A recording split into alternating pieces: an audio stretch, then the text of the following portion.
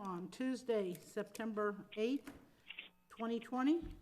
And if everyone would please join me in, please join me in the Pledge of Allegiance.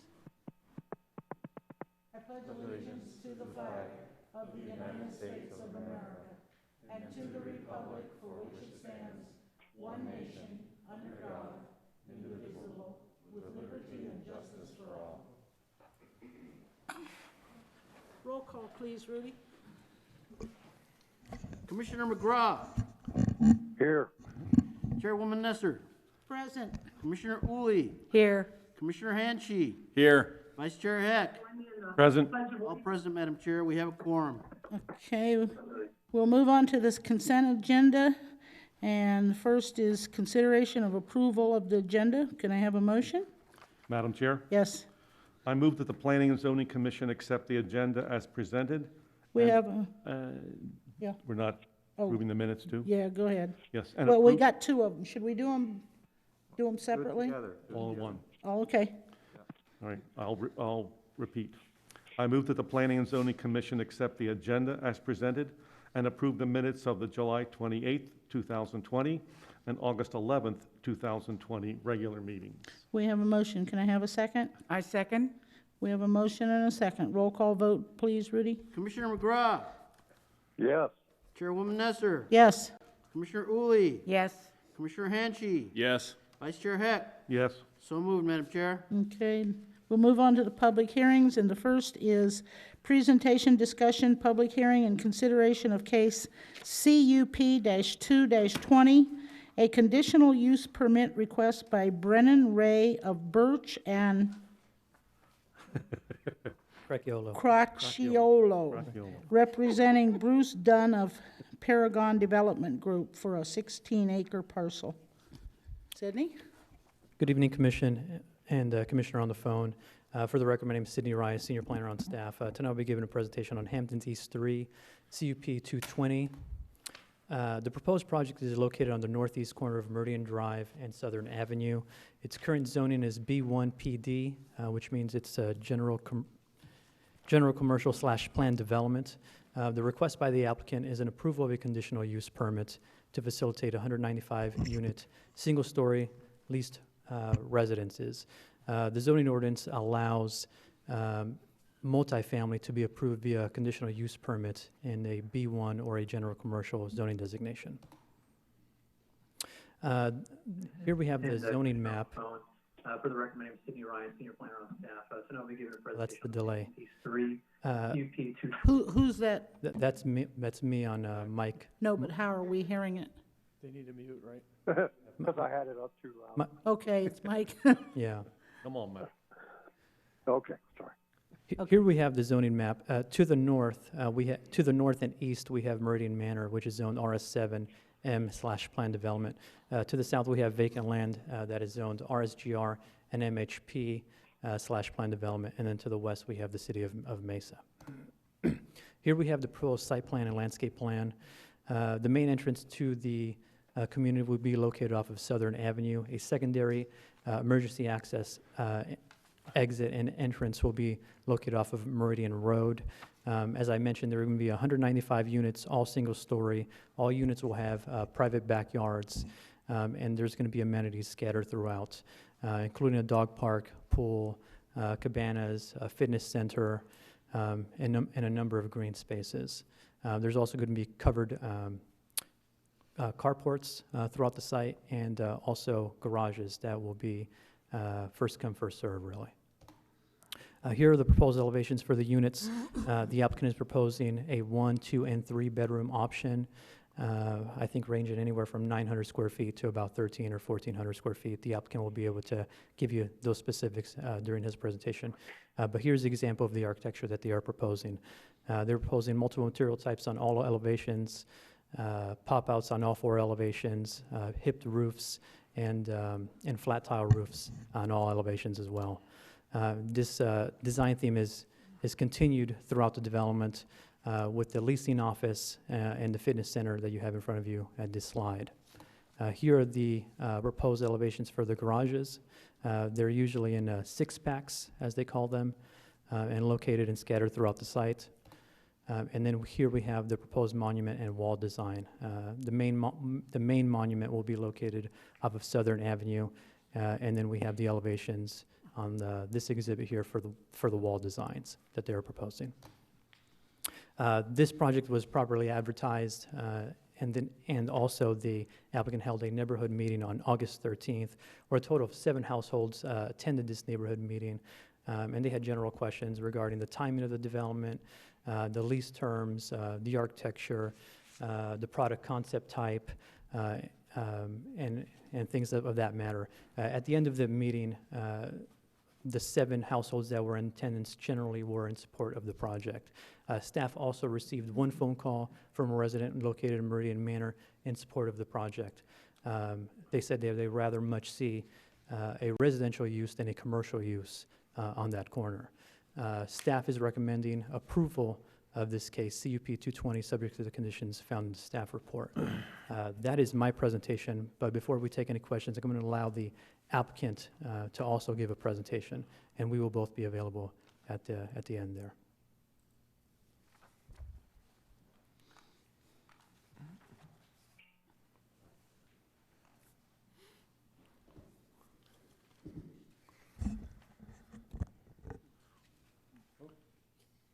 Oh, my bad. Sorry. Try it again. Thank you.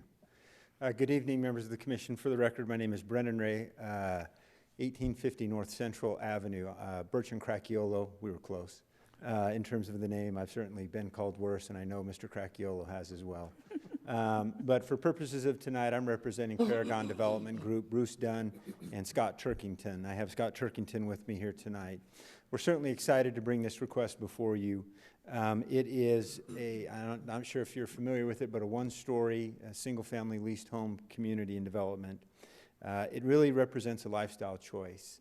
It's not a place when I was a child and my parents were looking for a place to live and they had no place else to go. This type of a community represents a lifestyle choice, and we're excited to bring it here to this undeveloped corner. Certainly, staff did a thorough job in their presentation, but in addition to their presentation today and the staff report that was prepared in accordance with this. So we are okay with the conditions and would request this body's recommendation for approval. Now, I can get into as much detail as you'd like. I know that there are I believe 8 criteria for the use permit findings, which are detailed in your staff report, and I can reiterate those tonight. But I'd just like to touch on high points as far as the development goes, if that's all right, Madam Chair, just to get into it at a very high level. Again, the site, as we're all familiar with, is roughly 15.76 gross acres there at the northeast corner of Southern and Meridian. I won't belabor the general plan nor the zoning, which Sidney touched on in his presentation, but this is the detailed site plan. And you can see on it that we're providing lots of things. A total of 195 residences is a density of 12.4. It is a completely single-story community, no 2 stories at all throughout it. It's gated, and one of the things that's unique about this development, these types of developments, is that there are private rear yards. And so we have a good combination of open space between private rear yards and then common areas throughout the site. You can see there, and I'll get into it, that are a mix of, as Sidney indicated, a mix of 1, 2, and 3 bedrooms, and the square footage range is on your screen before you. Roughly about 640 square foot, all the way up to a little bit shy of 1,300. This particular concept was built by Mr. Dunn and his team 3 miles west of this site in the city of Mesa. Crisman and Southern is where the first of Mr. Dunn's developments went. And so if you wanted to see a real actual thing, if you hadn't, you could go over in the city of Mesa. And so he saw this site as a natural extension of that. So as we get into it a little bit further, I know that Sidney presented to you the elevations. There are 4 different building footprints. There's the 1 bedroom, which is in a duplex. That represents the top one. The one below it is a 2-bedroom duplex. And so that is another building. And then as we go on to this next slide, the one above is a 2-bedroom standalone, and then the bottom one is a 3-bedroom standalone. So a healthy mix in terms of floor plans, of building types and sizes, because one of the things that this concept really is unique in that it brings 4 walls of freedom. You have no one above you, beneath you, below you, behind you, and really represents, it's like I said, it is a lifestyle choice. This is the elevation of the leasing office in that area up there. Sydney touched on the amenities, and I'll just give you a little bit more detail. You can see on this there are various different colored dots throughout this site plan that represent various open space, amenity areas, dog parks and stuff like that. And the main one that I will focus on is kind of this central amenity as you come in off of Southern. Obviously, there's a lot going on there, but one of the things that the developers have found as they've put this product together is that people aren't interested in necessarily kind of the resort-style living that you would see at a more modern apartment complex. They found that the freedoms that you enjoy, having private rear yards, are enjoyed, and that these centralized amenities represent really just kind of a social gathering, an opportunity. You can see on that plan, and I know the words are crooked, but I wanted north to be up at the top, so that way you could orient it on the site when residents drive in and hit the leasing offices, and then there's a pool, spa, fitness center, Ramada barbecue, kind of the things that you would expect to see in this type of development. This is the proposed monument sign, as well as the gate detail. Again, you can see that it's not just your traditional wrought iron fence or your traditional, let's throw something up on the corner, but it really represents something unique, and the architectural quality is there. I can get into the wall fence plan as you'd like. Obviously, there's lots of walls around, and we're making sure that they're going to be dressed up where they need to be dressed up. But that'll give you a pretty good idea as to what they are. And again, there's kind of an example. That lower right-hand corner is the theme perimeter wall as you kind of go around. So you can see it's not a standard just dually wall that's thrown up. It's just got CMU. There's some texture, some material, and colors that's going on there as we run through it. So with that, I'm happy to answer questions. One of the things that Sydney indicated is that we did have a neighborhood meeting, and that neighborhood meeting we felt under the circumstances was well attended. And I'd like to commend those neighbors that might be here tonight or that are watching remotely, because one of the challenges of the wonderful COVID experience that we all enjoy is how do we have neighborhood outreach and neighborhood meetings. And I was very impressed with the neighbors, their level of respect, the level of willingness to work with us as we went through a very similar presentation to the one tonight to the neighbors. And there was lots of questions. We had questions relative to traffic and how this was going to work. And so we talked a little bit about that, because obviously a commercial site, if this 15 acres was developed with commercial, would be about double the amount of traffic and trips that this type of a development would generate. That's a general rough guide, is commercial be about double the amount of this type of a residential community.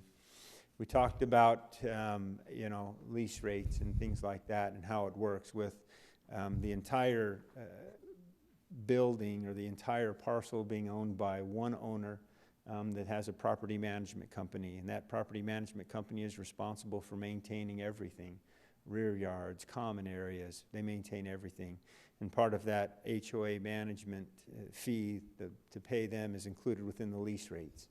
And so as you pay your lease, you're paying, in turn, paying the management company to ensure that the upkeep and everything looks great. And so from my perspective, it was a good neighborhood meeting. There might be others here who would disagree, but we felt it was well attended and everybody was respectful. Again, I can get into a lot more detail as much as this commission would like, but we're excited to be here, excited to present this request to you. Certainly appreciative of staff and their recommendation for approval, and I'm happy to answer any questions that you all might have. Yeah, I have a page of questions for you and Sydney, both, whoever. And some of these I've already discussed with Sydney, but I'm going to ask them just so that they go on the record, okay? Yes, ma'am. I'm going to start out with the one you just addressed about on the staff report where it says about there's no HOA fee and there's a professional management company. And that's good, you know, it'll be in their rent, but what's the guarantee that down the road, 10, 20 years from now, that maybe some new owner drops the management company and they just quit taking care of the place or anything? What kind of guarantee is there that that won't happen? That's a great question, Madam Chair, and I wish I could give you a guaranteed response. Unfortunately, I'm unable to, but I know that this type of development represents millions, if not tens of millions, of development cost to build and to develop. And so there is a desire for not only the current owner, but any subsequent owner to ensure that they maintain and get that return on that investment. Yeah. Sydney, maybe you could answer. Would it be advantageous to us as a city to put that in our conditions for the CUP that it always has to be maintained with a professional management company? Madam Chair, we have a condition number 8 that reads, all common and amenity areas within the proposed development, including perimeter walls and fences and interior and exterior common areas of landscaping shall be owned and maintained in a good condition at all times by the developer or owner of the community or property management company. No. So it's covered already in there in the conditions of approval. I didn't remember that. Yep. My bad. Okay, how many duplexes that are the one-bedrooms? Madam Chair, if you'll bear with me 1 minute, let me see if I can't find that information really quick on the... Hey, Madam Chair, could you add how many two-bedroom, how many three-bedroom to your question? Well, I was going to ask that, so yeah, can you tell me how many of each? Because I couldn't find it in the report either.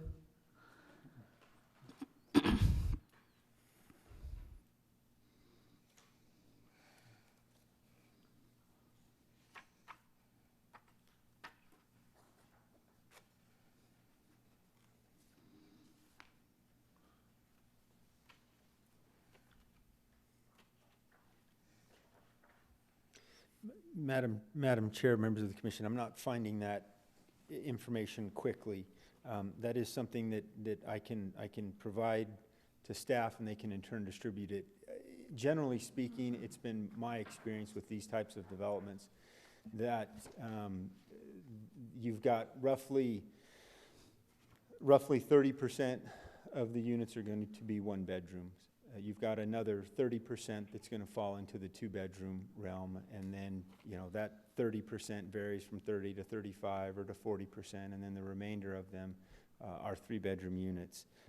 If I could count really quick, I know that site plan that I've got on your screen before you has the various units. If I was to guess in terms of buildings, 2, 4, 6, 8, 10, 12. There's probably, I would say, I get in trouble when I guess. Don't guess. Yeah. Don't guess. That's okay. Yeah, don't get- How many garages are there? Madam Chair, there are a total of 60 garages. Okay, so we have 195 units and the first 60 people who sign up can rent a garage, right? Yes, ma'am, that is correct. And everybody, if they don't go for a garage, everybody gets one covered and one uncovered parking space? Yes, Madam Chair, that is correct. So even though there's going to be some people with garages, everybody will get 2 parking spaces and a garage if they rent one? Yes, ma'am. Okay. And these parking spaces are numbered? Some of these I already know the answers to, but I'm just asking for it on the record. Are they numbered so that everybody has their own guaranteed parking space? Yes, ma'am, that's my understanding. Madam Chair, can I just jump in on Sure. that? So there are, I know I heard there was carport parking, or there's covered, not necessarily garages. So there's also completely uncovered parking, plus There is the carport parking. There's one covered garage. and one uncovered for each unit? Okay. Yes, ma'am. Well, Yeah. and then those who rent the garage, that's a third. Third option. Yeah, so if I can, let me just break down kind of the number of parking, because we are accommodating for guests as well, obviously. That's okay. important within this. So as we look at it, I believe that there are a total of 195 covered parking spaces. Okay, but the uncovered ones aren't marked. So if a unit has two vehicles and one person parks in their numbered space that's covered, the other person in that unit might have to drive around for a couple days to find an empty parking space. Madam Chair, potentially, although I don't know, a couple of days, but the way that these developments, obviously, we look to what the city code requires in terms of parking, and so we ensure that we're meeting the city's requirements in terms of Understand. parking. But what you're saying, though, is there's not two numbered parking. If I have unit number 142, I have one parking space that's marked 142, but the other one isn't. Madam Chair, that is correct. Okay, Madam Chair? yes, Madam Chair? yeah. Dave, All right. first. How many total uncovered parking spaces are there? 'Cause you said there's 195 covered, 60 garages, and how many uncovered? Let me do the quick math. There's a total of 114, I believe, uncovered parking spaces. So two-car homes aren't guaranteed a parking space, one of them. And Madam Chair, what we've found is we've looked at this development, and I've had the opportunity to work on a lot of them, that a typical parking ratio at this type of a development usually floats between 1.6 and 1.7 spaces per unit. But you said there's 195 units? There are. 195. But if there's only 114 14. uncovered, how are you gonna give them, each resident, an uncovered space? Plus, That's Guest what he's saying, parking. there aren't. That's you're saying you won't have, there'll The be, covered ones, they're guaranteed. I thought they were guaranteed one covered and one uncovered. One moment, please.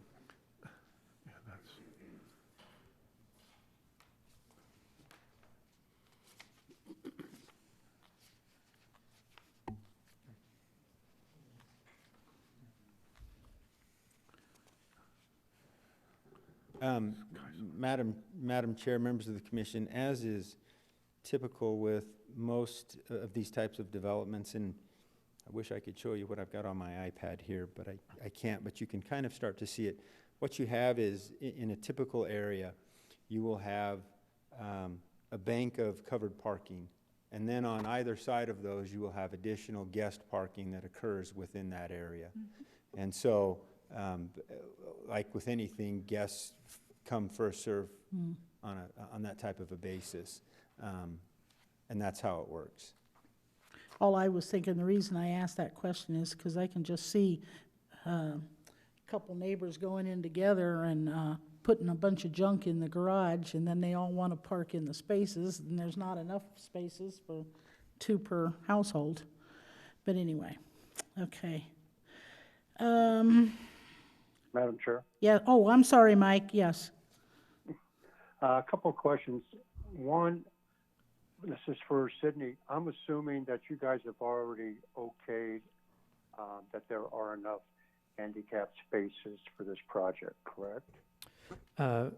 Commissioner McGraw, the handicap spaces, the designated handicap spaces will come in and be reviewed during the civil document submittal.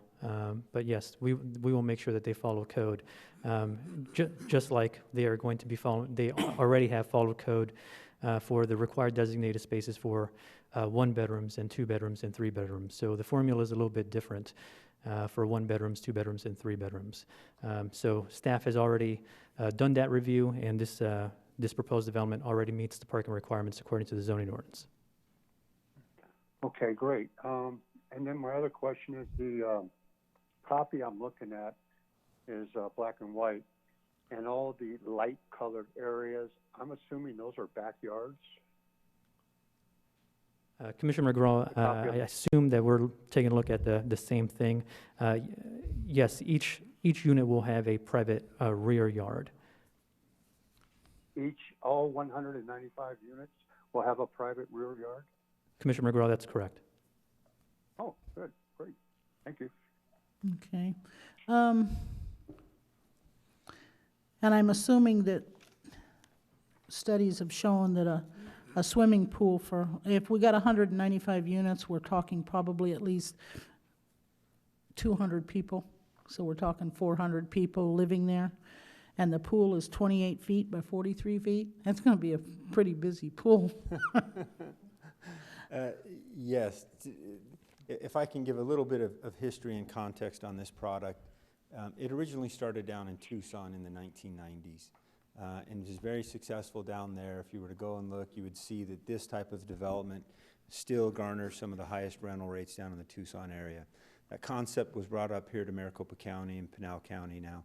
And so part of there's lots of historical data to look at in terms of amenities and in looking at ensuring that there are the proper amount of amenities. And based on that data, when a developer goes and builds this type of a development, they look and they ensure that they're providing a proper amount of square footage for pools and for amenities. Like I said, the real draw for this type of community is the single-family feel with the multifamily lease structure and the rental rate and all of that. I mean, it truly is a lock-it-and-leave-it lifestyle to where you can go away and know that everything's going to be maintained. Okay. The fire pit area, is there just one? I couldn't tell. I don't get my staff report in paper. I see it on the computer, and it's not sometimes conducive to looking on the computer. But was I correct in the plan that I looked at, that there's only one fire pit area? Yes, Madam Chair, that is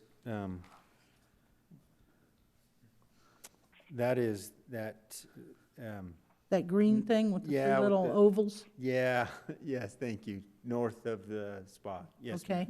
And is that where, it says fire pits and barbecues? Is that a barbecue for 400 people? No, ma'am, actually, the barbecues are kind of to the left of it. Okay. As you look, So there's two of them. yes, ma'am, I'm gonna try to attempt to do something here, if I may, draw. Yeah, I got you. Oh, that's a horrible circle. That's I your apologize. fire pit. That is the fire pit, and the barbecue area is over there. Oh, okay. Where's the dog park? I couldn't find it because it's not on this drawing. It is not. This is just focused on the central amenity area. Bear with me 1 minute. Yeah.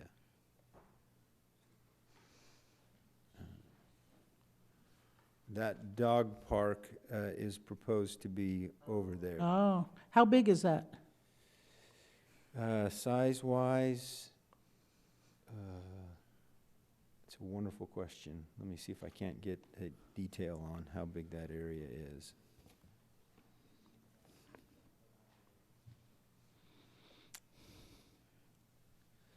I don't have that area dimensioned on.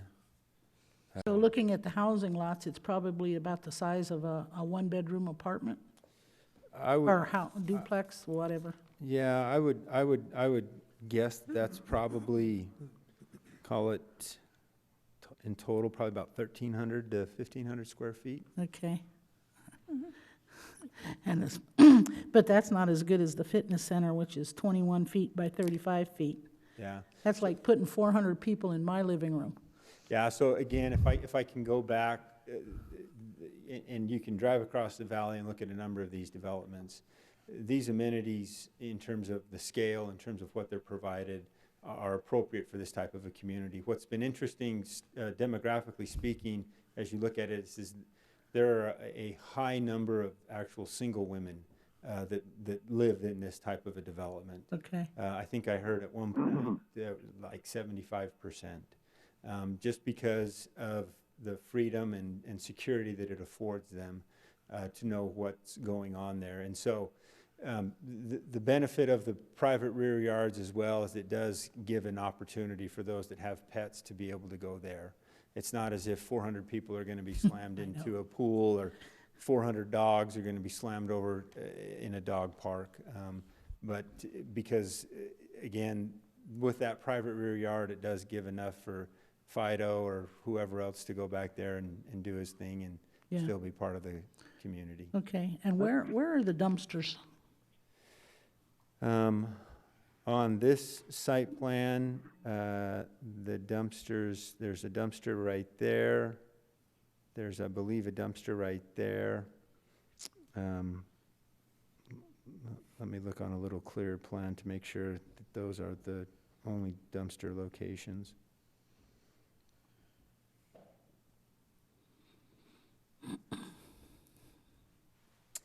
And there are dumpsters over here.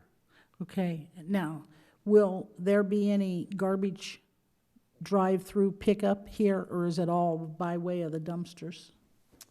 I'm not sure I understand your question. Well, I mean, will garbage trucks from the garbage company be driving through here and picking up bins out on everybody's, it's all strictly, they have to, so these people down here on Southern have to hike to the dumpsters? I think I know an answer to that question. Let me confirm it really quick.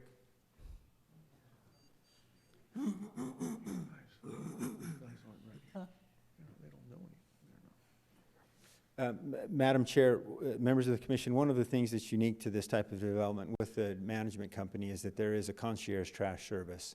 And so as part of your lease rate, a guy will come by, and if you set your trash outside on your front door, he'll pick it up and actually take it to the dumpsters. And it's just part of the service, your rent? Yes, ma'am. Oh, okay.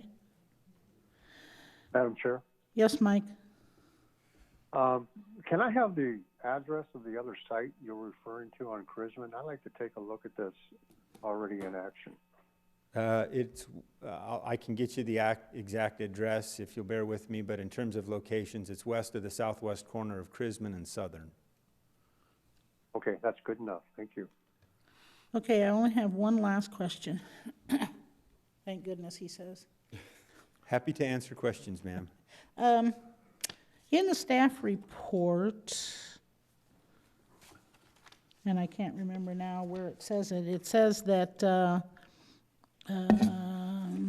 okay, the primary entrance into the community will be located on Southern Avenue. A secondary exit only / emergency access will be located on Meridian. On your drawing, there's an arrow over here on Meridian, and it says secondary entry. It doesn't say emergency only, it doesn't say exit, it says secondary entry. And I want to know, there's nothing that indicates, is there going to be, and Sydney, what's it called? One of those gates that only the fire department has the code to open? Crash gate? Yeah, crash gate. Yeah.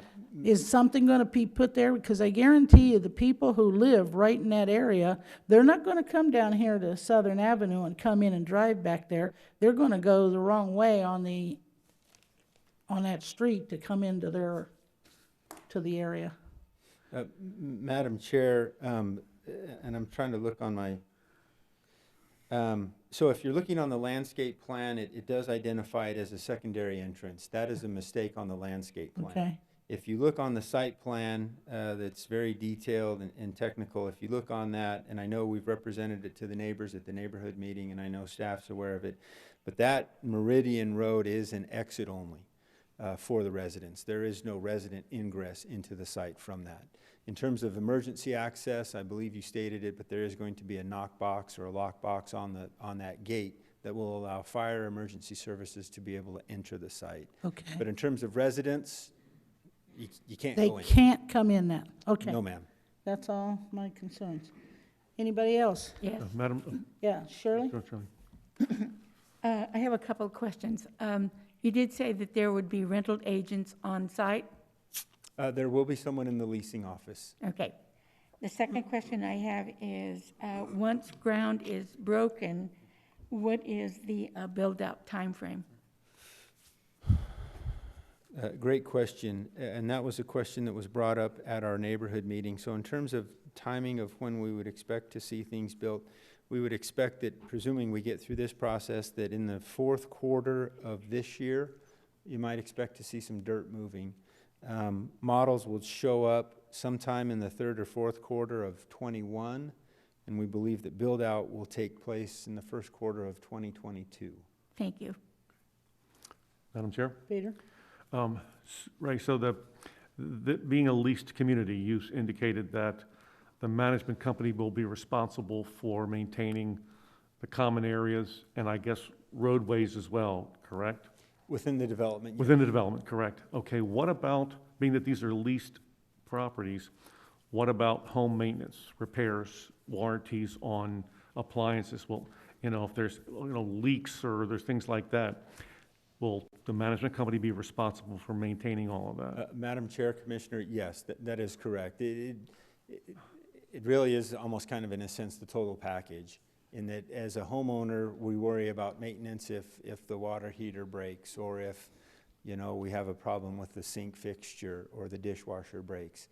Here, you put in a service request to the property management company, and they come out and they take care of that. And so it is, in the sense, it really is a maintenance-free type of lifestyle for those that are going here. Okay. Another question, coming into the recreational amenity area, one of the diagrams looked like parking that's available for people to utilize for the pool and fitness center and or open area there. Are those parking spaces going to be reserved just for folks going to the amenities there? Great question. Those parking spaces are primarily for those people that are coming to lease. And so there are opportunities if people can park there, and then they can go into the leasing office and then tour the facility. I suppose that if a resident wanted to drive all the way around and park there, they could. But I know that there will be designated spaces for that leasing office for prospective tenants to be able to use. But one of the things that you can't maybe not appreciate at this scale of a plan is there are a number of sidewalks internally throughout the site that connect people and allow people to avoid using their cars within the development to be able to walk to this amenity area, which is another reason why it's central. Okay. And one last question. I didn't see in the staff report a report from the Superstition Fire Medical about having access for their fire apparatus to be able to adequately move through this property. Commissioner Heck, this project was routed to the fire department, and they've seen the plans and they had no comments at this time. Okay. Does no comments mean they approved? Because don't we normally get something written from them that states that they have no objection to it? Yeah, Commissioner Heck and Chairwoman Nesser, if they had any concerns about the project, they would let staff know. Okay. And again, they're going to see this proposed project again at the construction document phase as well. Is that it, Peter? No, I'm good, thank you. Okay. Dave? I'm good. Mike, do you have any questions? No, I think you did a good job in explaining everything. All utilities are underground, correct? Mm-hmm. There's no electrical wiring up on top or cabling up on top. There's no poles or anything like that. It's all underground. Through the chair, Commissioner, if I understand correctly, in terms of on the interior of the development, yeah, all the utilities will be underground. And I believe that, I think Okay. in the staff report in terms of some of the arterial street utilities that we'll be responsible for taking care of as well. I think undergrounding, if I'm not mistaken. Is that right, Sidney? Yeah. Madam Chair, I did have another question. Okay. We're looking at ingress and egress to the community. All that obviously has to happen and occur predominantly through or on Southern Avenue. I believe that there is a deceleration lane that's going to be built plus a left turn lane into the community. Is that, I believe I saw that. Is that correct? Commissioner Heck, that is correct, and that is outlined in your conditions of approval as required by the city engineer. So there was enough of a traffic study done to make sure that's not going to, At this time, the city engineer did not require a traffic analysis. okay. He has a reference guide, a book, that determines when a traffic analysis is to be required. But there is a deceleration lane that will be located on Southern Avenue. And then again, they'll see that at construction document phase, as well as the left turn in on Southern. Could be a lot of vehicles coming and going. Didn't you say something to me about that there's less, even though there might be 200 cars here, that's less than if it was commercial? Madam Chair, that is correct. Usually these types of developments, if people are leaving for work in the morning, that's one trip, and they come back from work and kind of stay there.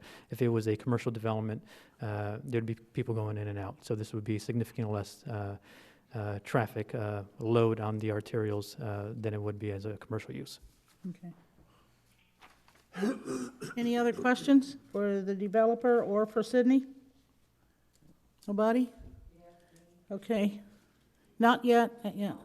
Okay, thank you very much. Thank you. And I'll open this up to the public, so if you wish, come on up to the podium and state your name and address, please. My name is Kathleen Miller, and my address is 2101 South Meridian Road, number 412, Apache Junction. Okay, my house is right where that dog park is going to be.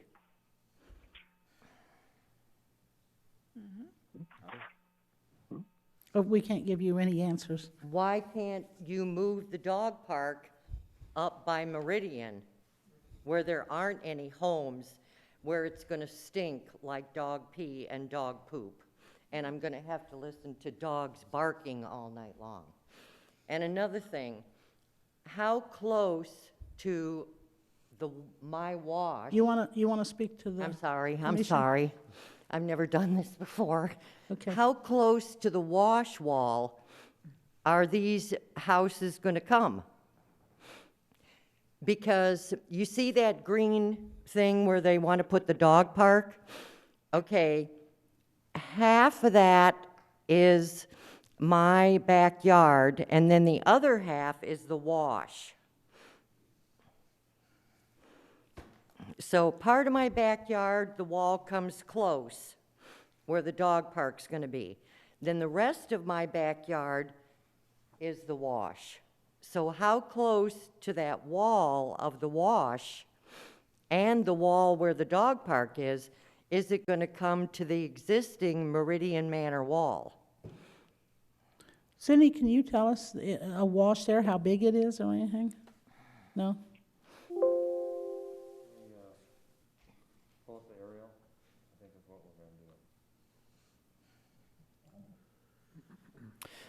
Madam Chair, I'm not sure exactly where the wash is located. It is the applicant's responsibility to have on-site retention and provide all the civil engineering documents for staff to review. And once we review those documents, we will ensure that all on-site flows will stay on-site. Well, I understand that, but I'm just kind of curious what she's saying is how wide, I mean, is it a 3-foot wide wash or a 23-foot wide wash? So I'm just, Wider than 3 feet, definitely. I mean, it's probably, I don't know, I would say.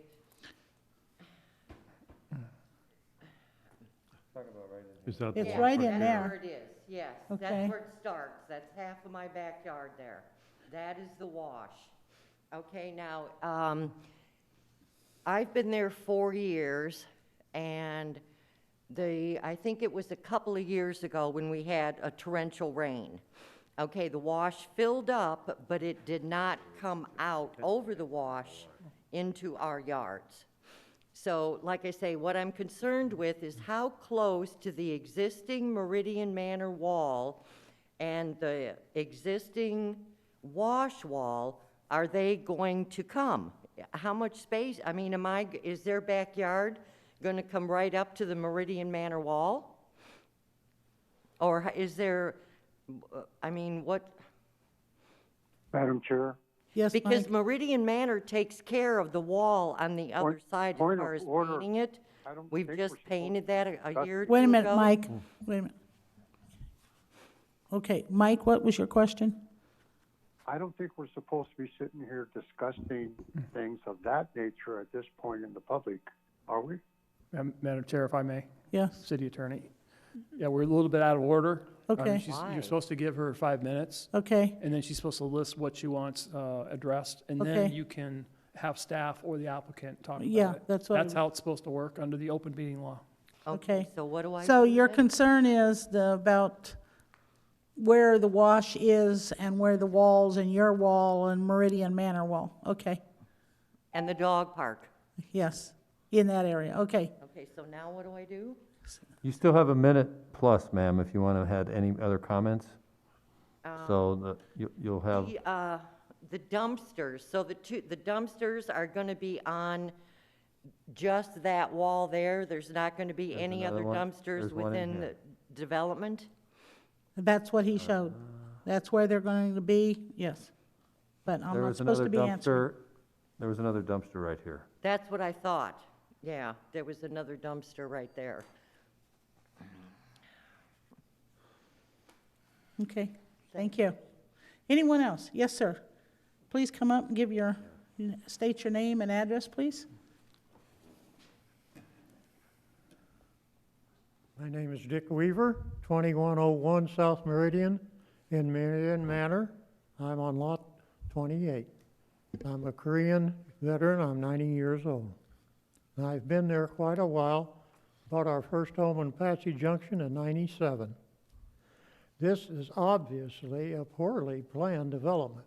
It's very, very high density. There's no room for cars, and if you think somebody's going to come by on the sidewalk and pick up the trash, you've got another thing coming. And there could be 3 and 4 and 5 cars in a lot if you have any children that are going to high school or are still living at home over 18. You're going to have more cars than you know what to do with. Another thing I'm afraid of is people coming over the wall. This is low-income housing. We know that. But at such high density, it's going to be awful. If it is approved, I would like to see a wall be on the side of Meridian Manor be at least 4 feet or over 6 feet, so people cannot jump over the wall. Previously at Meridian Manor, on the back side, north side, we had a lot of people come over the walls before the housing was done. And they robbed, and they messed up a lot, and they scared a lot of people. I'd like to see a tall wall between us. Not just a 6-foot wall. Anybody can go over a 6-foot wall. This is going to depress our housing. Our housing price is going to go down because of this high-density mess, is what I call it. It's just too many people, too little room. And I'm worried about the value of my house going down. Now, another thing, I'm worried about some of the single women we have living there. They can they can walk around the units and feel very safe because nobody can get in. We have a lot of single ladies because their husband has passed on after they have moved in. And a lot of them are going to be very concerned about this property and so many people. And if it is low-income housing, not everybody obeys the law. And I'm afraid we're going to have some problems. And if I see anybody on my property, they're going to know about it. And I'm very close to being to that wall. Now, is there anything you'd like to ask me? We can't ask you any You questions. can't ask me any questions. All right? I think that's about all.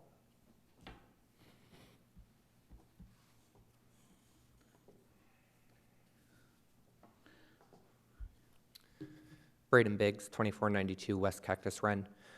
I've not heard a price regarding the cost of these units, and I would be very interested to know that, to find out if it's a low-income housing, affordable housing, what that looks like.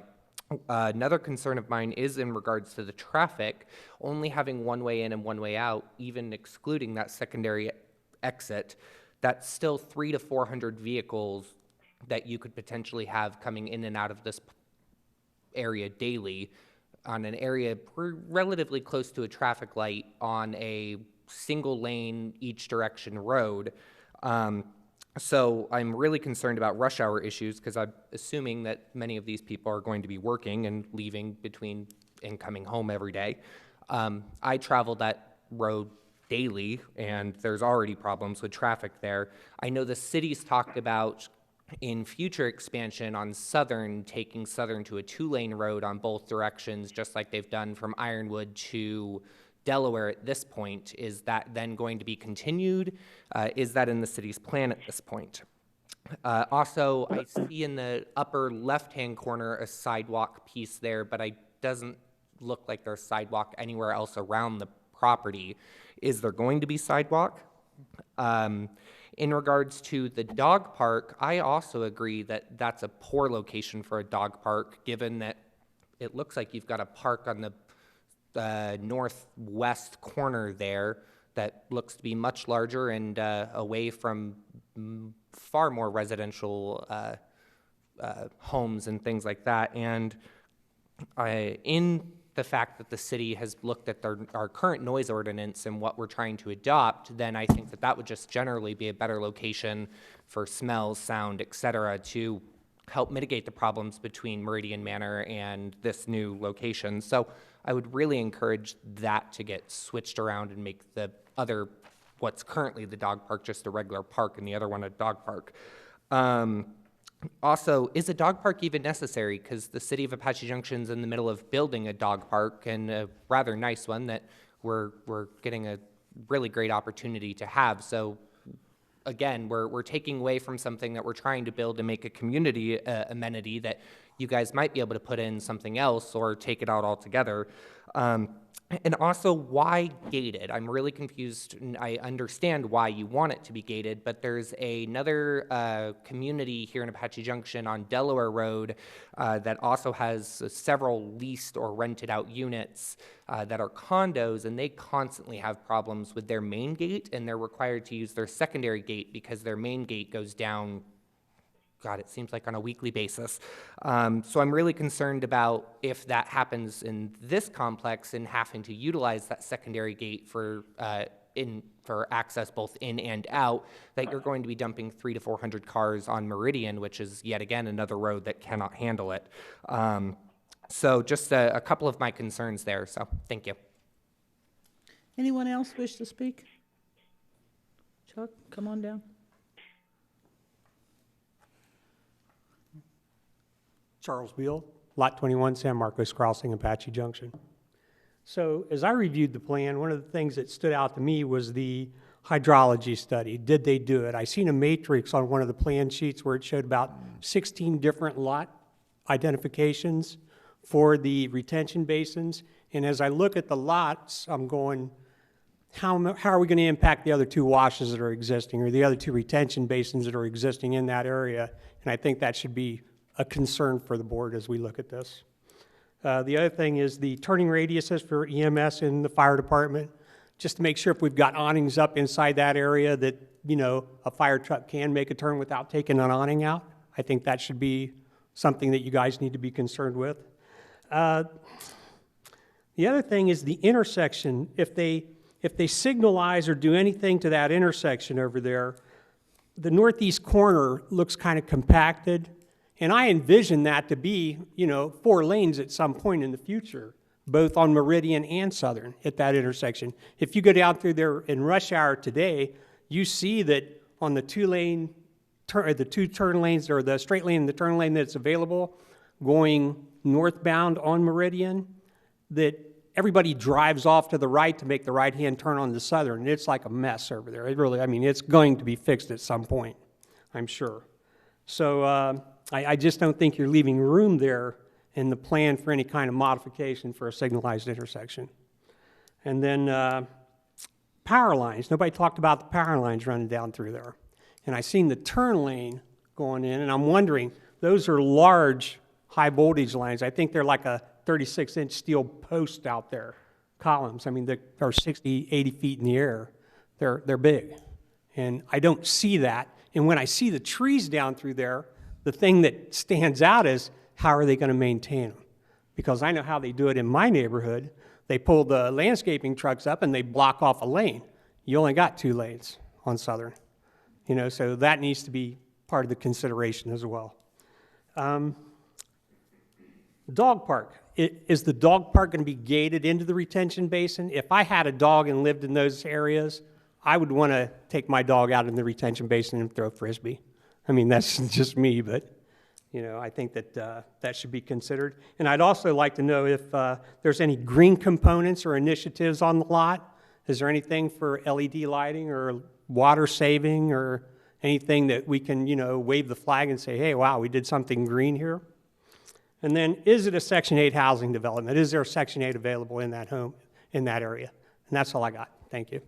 Okay, thank you. Anyone else? Hearing none? I'll close the public hearing and open this up for discussion. Madam Chair, Yes? I think looking at that other plan that they put together on Chrisman would be beneficial to us to see how they, I guess I should ask them, is it a mirror of that? Is it about the same size? Is it about as many units? Is it apples to apples if I go over there and look at that Chrisman and Southern area, Sydney? Sydney, can you answer that?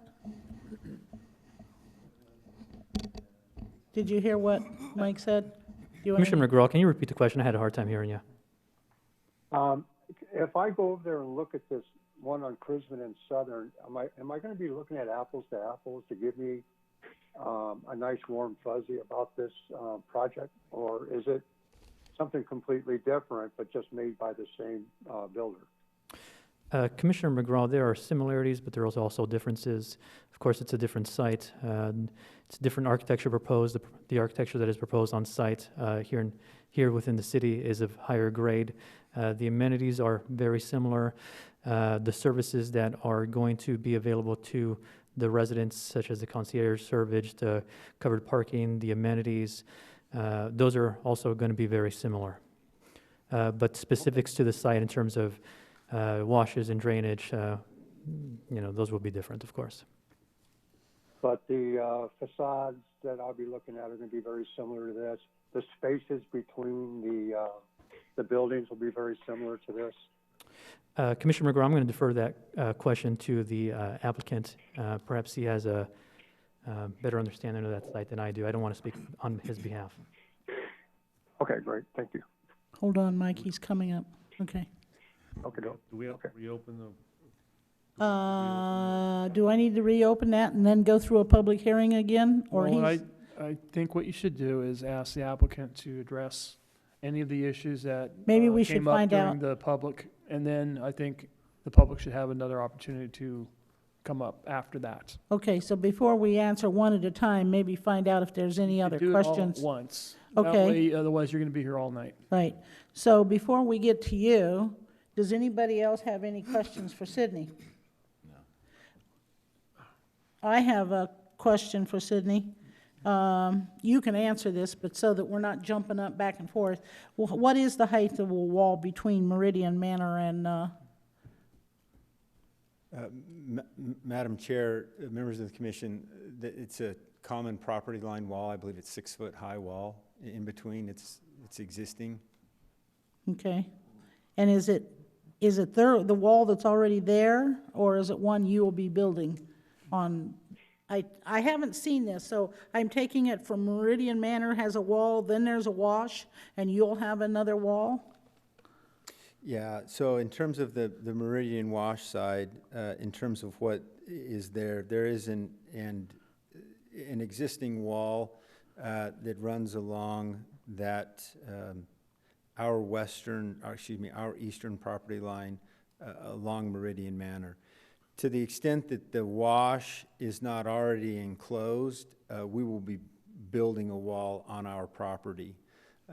That wash is, I believe, approximately 50 feet wide. Okay, And so there will be the Meridian Manor wall, and then I think this wash sits outside of that wall, and then we will have another wall for our gated development. okay.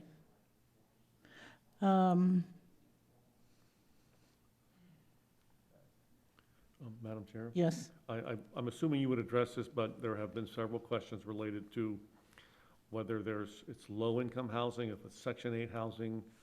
You really need to answer that question because there seems to be a... Would love to. Thank you for that opportunity, Commissioner. This is not a Section 8 housing development. This is what is considered a market rate. In terms of a rental rate, is considered A+, in terms of the rent that it commands. Our average rental rate is roughly $1,500-1,600 a month. So in terms of qualifying for income, which does happen, you do have to go through a background check and qualify. Our average income for this type of a community is between $70,000 and $80,000 annually. So it is not Section 8. It is not low income. It is a market rate. okay. What would be any issue about moving the dog park away from Meridian Manor and swapping out areas, some of the other? Yeah, Madam Chair, members of the commission, that's a new one for us tonight. We're certainly committed to looking at it. I can't commit to move it because if I move it, then I've got to start looking at other programming throughout the site. We've heard the concern. Staff's heard that concern, and that is something that we will look at as we continue to move forward. Again, recognize that we don't anticipate this dog park will get a huge amount of use to where it is, but we understand the concern and we'll look at relocating that to a better spot. Okay. Anybody else have any questions? Yes. Yes, Peter? So, right, again, the question was raised about sidewalks. And I'll admit, looking at that plan, I don't know if I'm just not seeing it clearly, but it's hard to see if there actually are sidewalks. So, great question. In terms of what is on the perimeter of the site, there are sidewalks that will be built in connection with this development along Southern and along Meridian. Just along the perimeter, not internally at all. Yeah, so I was going to get to the internal. Okay. So in terms of internal, you can kind of see it on. Sorry, I went too fast. Sorry. Let me see if I can't do the drawing thing again. I can actually see it a little bit better. Hopefully this color shows up. So again, I won't be able to show all of them, and that's a poor color, but you can start to see the sidewalks running through there. Sidewalks there. Again, I'm a poor drawer with a mouse, but there are appropriate pedestrian connections throughout the entire site. You can't see it on this scale, but there are, as there are external pedestrian sidewalks along the arterial streets, there are internal pedestrian sidewalks to be able to move people throughout the site. Okay. Nobody's landlocked then. You can walk through from the outer street in through sidewalks to get to each duplex, home, whatever? Yes, there are, let me double The ones check. that aren't right on the street. Correct. Yeah. If I can, yeah. Okay. Anybody else? Dave? Well, mine's kind of for Sydney in a way, but So's mine. I got some. I think Section 8 of the conditions, that would cover the gates working properly and all that, correct? So if they're not in good working order and we're having a lot of problems, that could revoke their conditional use, right? Commissioner Hanshi, that is correct. Okay, that's what I thought.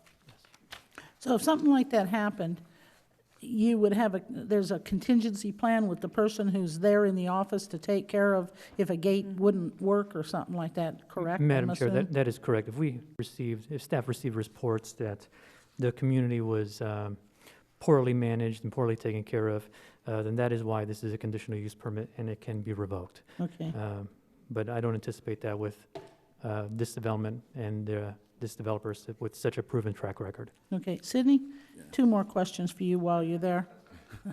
The 6-foot-high wall, that's the standard size and around a complex, correct? Madam Chair, that is correct. Okay. I'm going to ask, and if whoever makes a motion, I think we need to know more about this wash and the walls. You know, if there's a wall, a wash, and then a wall, and how wide exactly that wash is. Because, and then internally, if they're going to be 50, 60, 70 feet away from the two Meridian Manor and Madam Chair, if I could, again, they live there, they might know, but I'm going to discard your little yellow pen, if I can get back. On the wall, so Yes. this is probably 6 feet right here. right.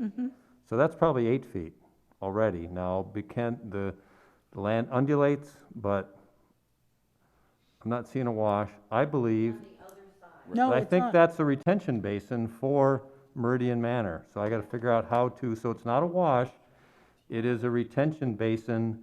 The main wash comes down Delaware, as you know, and then cuts through here and then goes across the road. So I got to figure out how So to you're get saying back that, to. that between is a So retention this, if you basin? zoom in, there's no wash on this property. This is a stormwater retention basin.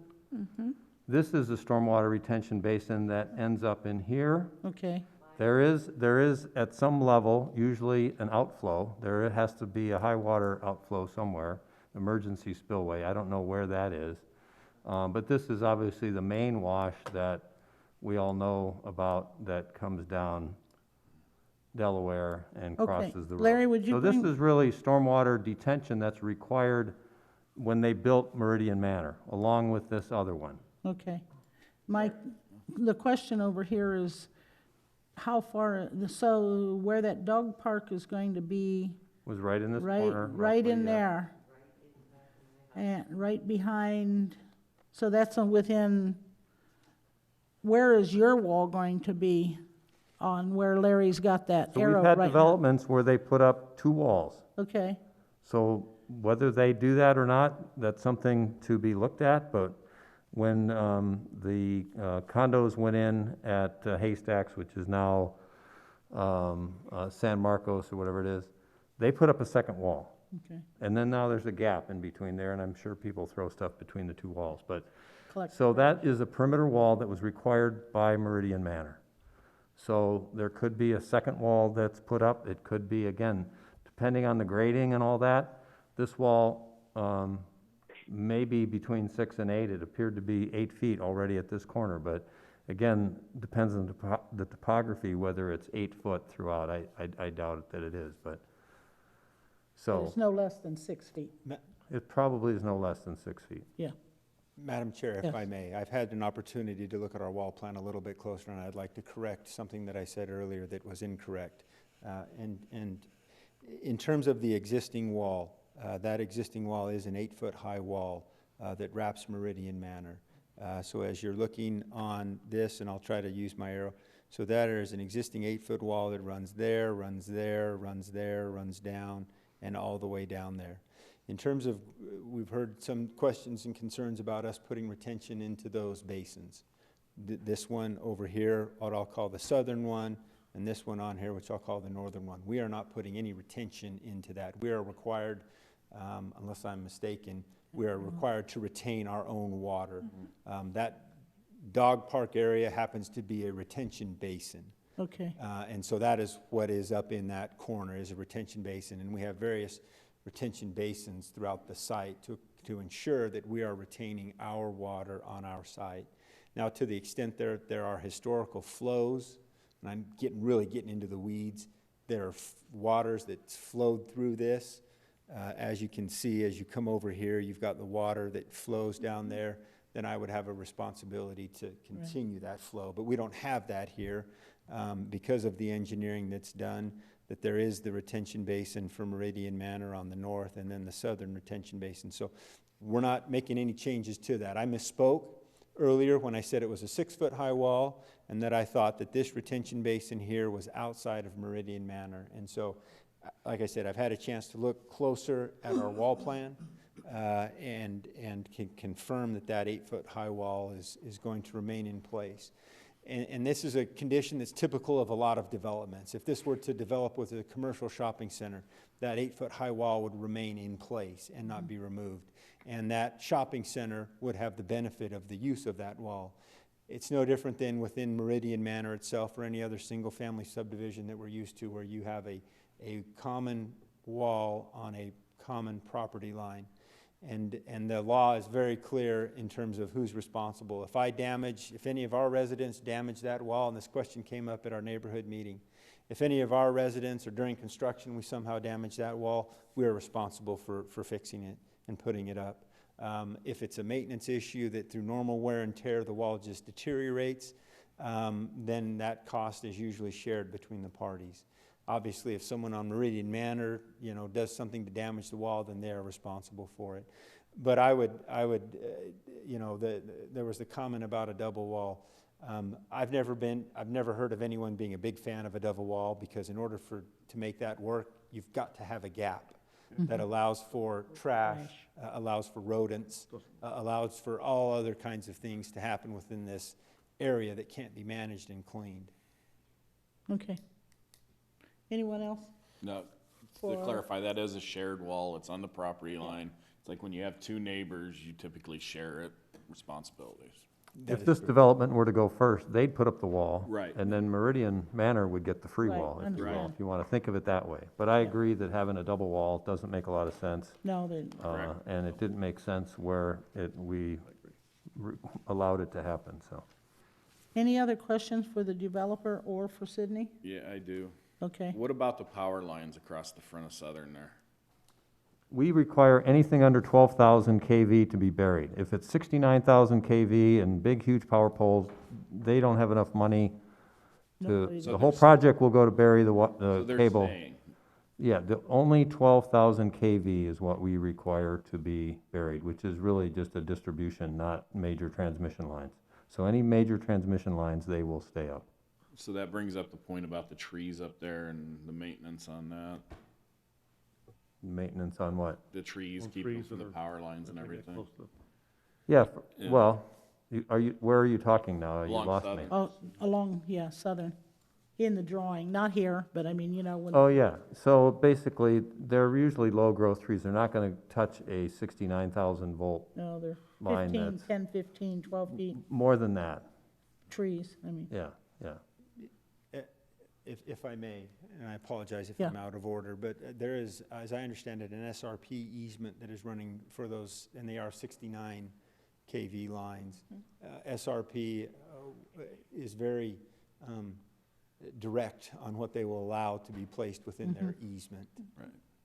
Yeah, I was just asking for clarification, so we know Yeah. what's going on with them. Okay, thank you. Sydney or Larry,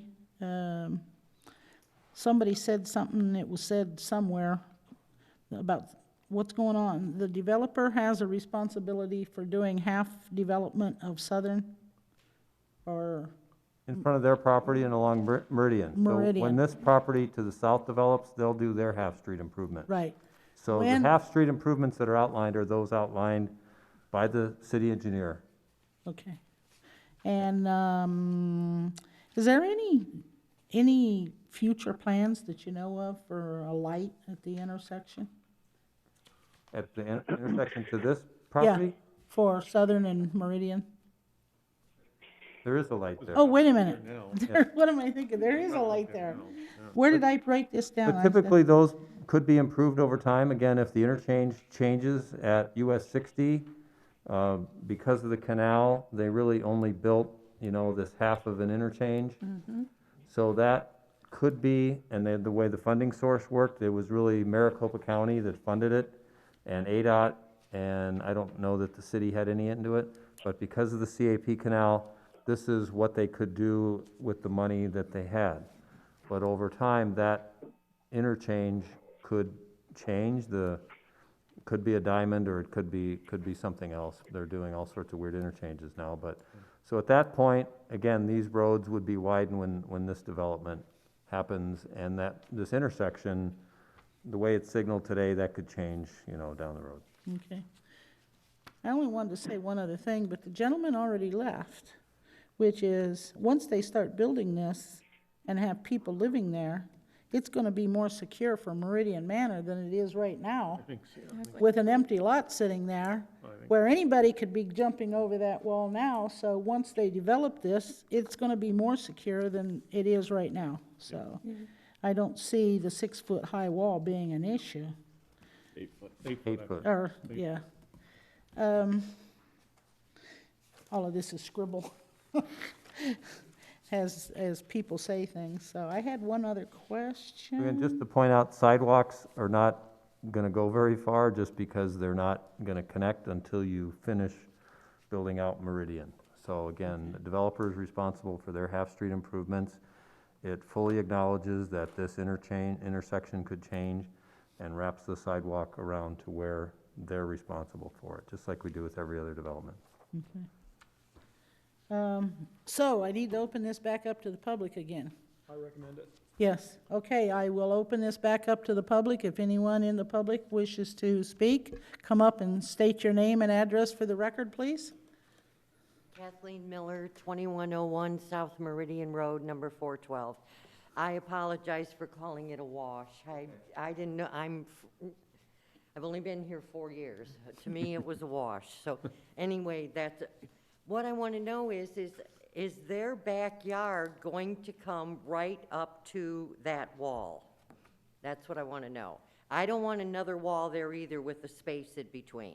Okay. But I mean, is there going to be, I'm thinking their yard is going to come right up to the back of the wall. I can't answer your question, but I can tell you where you can get your answer.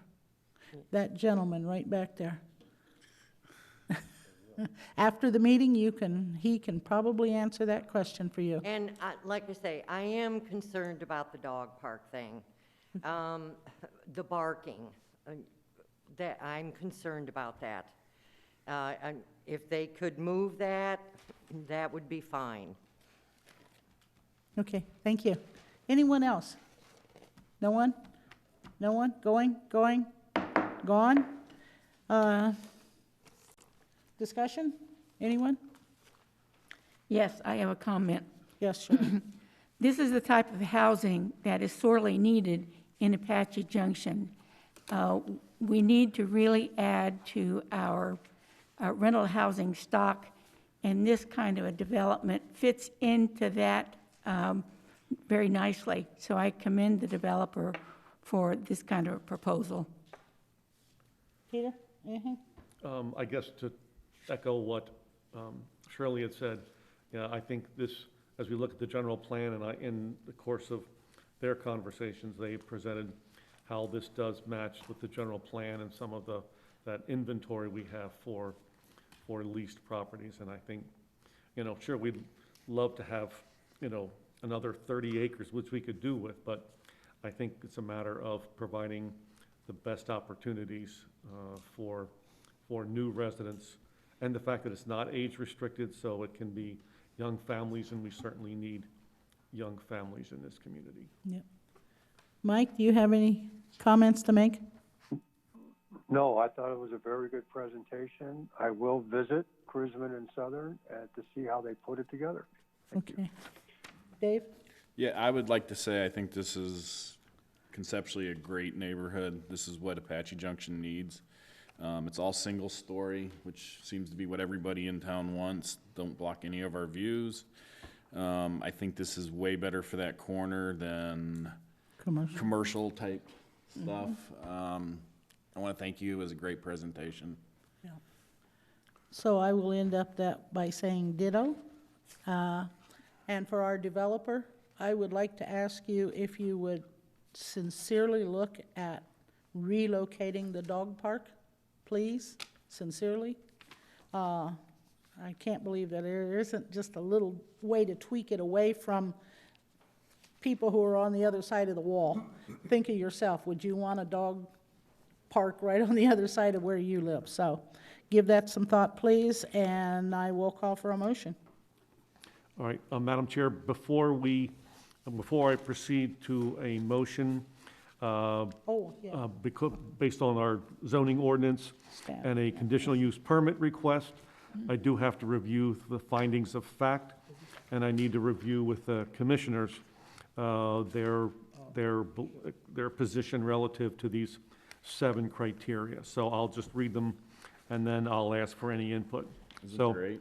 Yeah, no, it just shows 7. Why isn't there 8? I think there are only 7 criteria, aren't there? Not conditions, but. Oh, conditions. Okay, that's what it is. Yeah. All right, so criteria number 1, adequacy of roadways, off-street parking, public facilities, and services to accommodate the proposed use. Are there any commissioners that have any concern regarding that criteria? No. Hearing none, I'll proceed. Second criteria, negative impacts arising from the emission of odor, dust, gas, noise, lighting, vibration, smoke, heat, or glare. Any commissioner have concerns relative to those? The only one I had, Peter, is the issue of possibly dogs Noise. and everything associated with a dog, but I've already asked the developer to please look into moving that, so Okay, that's my only comment on number 2. okay, thank you. None. Yeah. Mike? Mike, oops, sorry. None. Okay, Okay, thank you. All right, criteria number 3, contribution to the deterioration of the neighborhood or the negative impact on neighborhood property values. I don't see it doing anything but increasing the property values, so that it's not commercial there. Right. Okay, hearing no concerns. Criteria number 4, compatibility with surrounding uses and structures. Any commissioners have any concern relative to that criteria? Nope. None. All right, criteria number 5, conformance with the general plan and city policies. None? Any No. commissioners have any concerns? None. Hearing none. Criteria number 6, screening and buffering of uses. Any concerns from commissioners? Nope. Okay, and then finally, the unique nature of the property, use, and/or development's physical characteristics. None. I don't think it has I any. don't really Yeah, has no. that much, no, so. Okay, so hearing no concerns regarding those findings of fact, then I will proceed to the motion. And I move that the Planning and Zoning Commission recommend to the Apache Junction City Council the approval of conditional use permit case CUP-2-20, a request by Brennan Ray of Birch and Quicolio, or something like that, for the 195-unit, single-story leased residential community, tentatively named Hampton East 3, located at the northeast corner of Southern Avenue and Meridian Road, subject to the following conditions of approval. And I submit, as part of the motion, the 8 conditions that are listed in the staff report dated September 8th. We have a motion, can we have a second? I second. We have a motion and a second. Roll call vote, Madam, please, Rudy. Madam Chair, Oh, could I get, as part of this motion, what we're doing is we're putting every word you just said. So if you could, by recognition here, delete the words "or something like that," it will make your motion read better for the public. So just either by consensus or by affirmation that you want that language stricken. Should I repeat the whole motion? No, you don't have to repeat the whole thing. I just want to make sure that when the council reads it, Okay, it sorry, that reads as if was you, my bad. that's okay. If I may, that was regarding The The- person's the gentleman- pronunciation of the law firm, so Correct. not conditions. Not a condition, it was just a pronunciation, but that's how Barb will type this up. Okay, yeah, I didn't really want to add Just- or something like, yeah, Okay, I'm all sorry, right. I apologize. That's okay, for that's all that. right. That was my bad. Way to go, Peter. I'll have to go to language school. Don't add those extraneous words in there. Yes. Extemporaneous. Rudy, you're on. Commissioner Hanchey, Yes. Vice Chair Heck, Yes, Commissioner McGraw, Yes. Chairwoman Nesser. Yes. Commissioner Uli, Yes. 5 in favor, the motion passes, Madam Chair. This decision is final unless it is appealed within 20 days to the Planning and Zoning Commission with proper fees and application and reasons. Otherwise, it's approved, Madam Chair. Stuff like that. Okay, I've had a request for a 5-minute break, so we will take a 5-minute break. Thank you.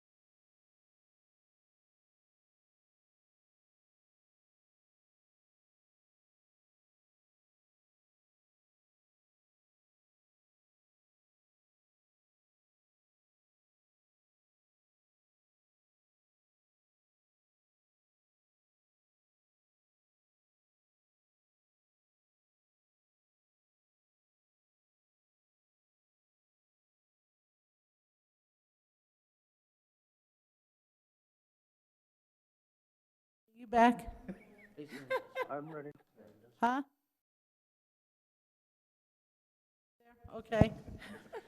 I'll call this meeting back to order. Do you want time? Pardon me? You want the time? Sure. It's 8:30, right on the nose. Okay, where were we? I forgot where we were. The next. Okay. We're on number 2 now, which is presentation, discussion, public hearing, and consideration of PZ 6-20, a request by ME Investment Group, represented by Reese Anderson and John Gillespie of Pew and Lake, for a planned development major amendment of a .28 acre property. Good evening, Commission members. My name is Kelsey Shatnick. I'm a planner on staff. And tonight's presentation is a plan development major amendment of the property at 1081 South Meridian in order to expand the palette of uses. So this property is located just south of Broadway along Meridian Drive. This commercial property is surrounded by all residential on each side. The current zoning on the property is general commercial by plan development, or B-1/PD, and the request is to amend the plan development currently on the property to expand the allowable uses. No on-site improvements are being proposed at this time. So just to give you a little bit of background information on this property has been developed with a commercial use since at least 1985, but it's kind of had a long zoning history since. In 1995, it was approved to rezone the site from trailer home site to neighborhood commercial and convenience store to allow the use of a beauty shop as well as resolve non-conforming use issues. And then again in 2004, a plan development was approved in order to construct a small courtyard office complex that permitted a small palette of uses that were office related, and for some reason this development plan fell through. So then in 2005, ordinance number 1232 repealed the previous ordinance and approved a larger palette of uses on the property. Then in 2014, the property was inadvertently rezoned to a single-family zoning district. That zoning was corrected in 2016, and then at the beginning of this year, the current property owner approached the city about expanding the palette of uses on the property and amending the plan development. So this is the list of current uses that is on the property under ordinance number 1232. It's a very long list, so I won't go through it point by point, but it just gives you an idea of what is currently allowed on the property. And the property owner's current concerns are that this list is very limiting and he has been unable to either rent or sell this property. This is a list of the proposed permitted uses. So currently about 35 uses are allowed on the property. We're expanding that permitted by right up to about 90.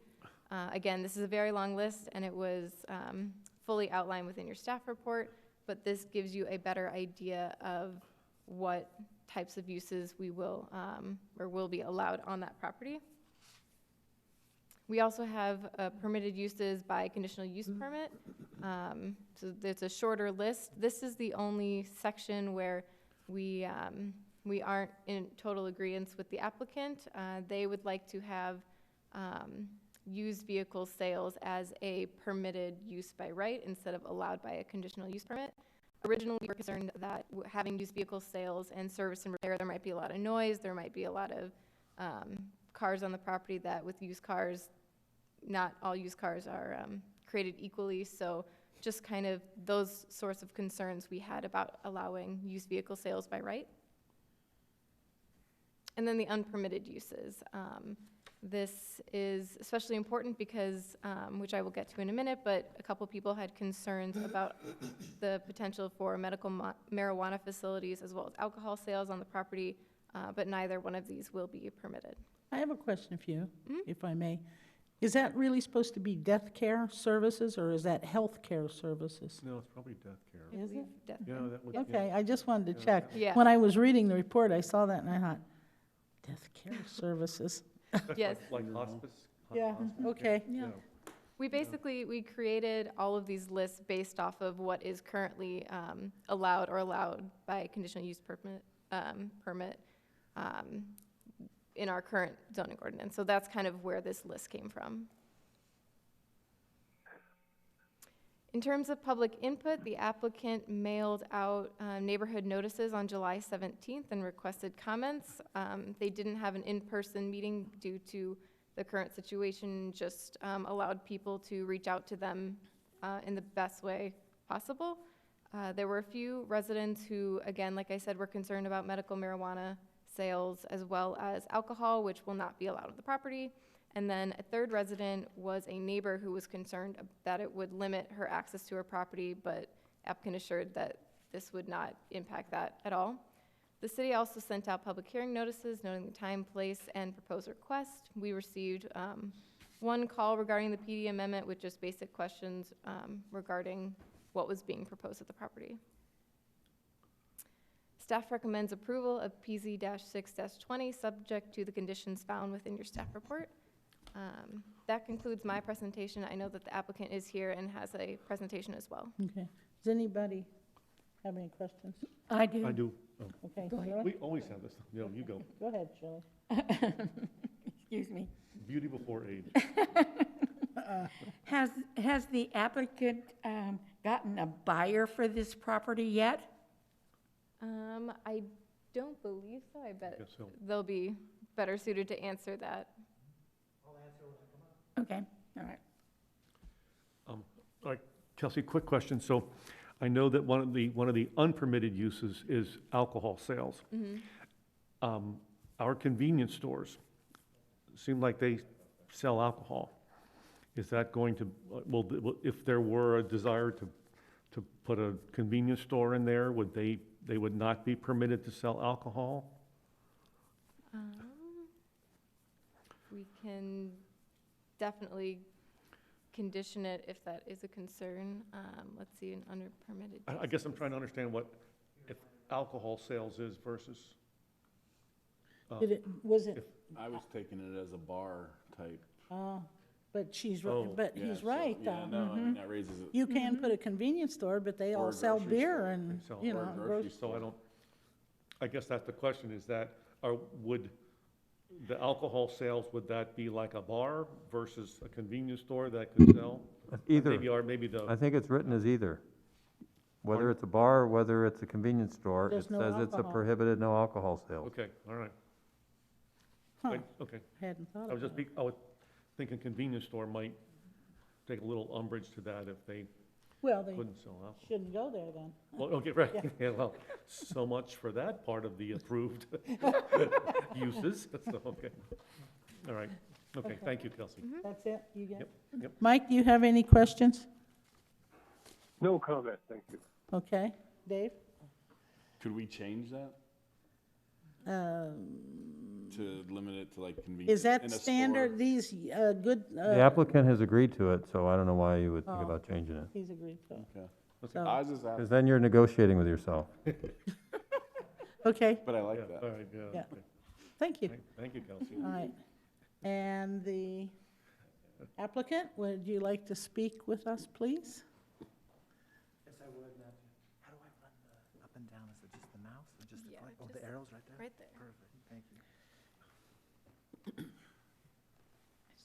See, now I can pronounce Tadavosian. Madam Chair, you did pronounce that correctly.